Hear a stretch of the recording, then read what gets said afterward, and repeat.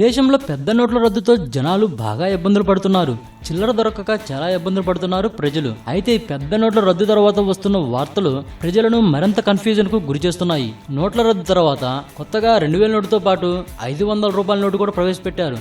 దేశవ్యాప్తంగా ఇంకా ఈ కొత్త నోట్ల గందరగోళం కొనసాగుతూనే ఉంది. ఇదిలా ఉండగానే ఇప్పుడు వచ్చిన వార్త మరింత షాక్ కలిగించేలా ఉంది. త్వరలో 2000 రూపాయల నోటు రద్దు అవుతుందని తెలుస్తుంది.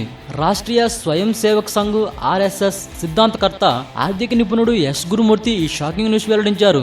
చిన్న నోట్లతో పాటు పెద్ద నోటు కూడా రద్దయ్యే అవకాశం ఉందన్నారు. 2000 రూపాయల నోటు రద్దు వచ్చే 5 ఏళ్లలో ఎప్పుడైనా రద్దు అవుతుందని ఆయన అన్నారు.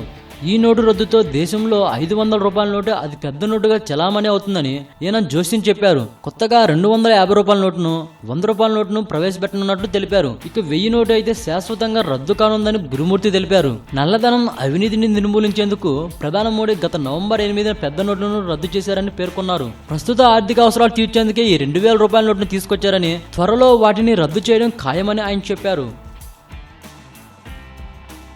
ఈ వీడియోపై మీ విలువైన కామెంట్స్ ని మాతో షేర్ చేసుకోండి. అండ్ ఇంకో విషయం, సబ్స్క్రైబ్ చేయడం మర్చిపోకండి.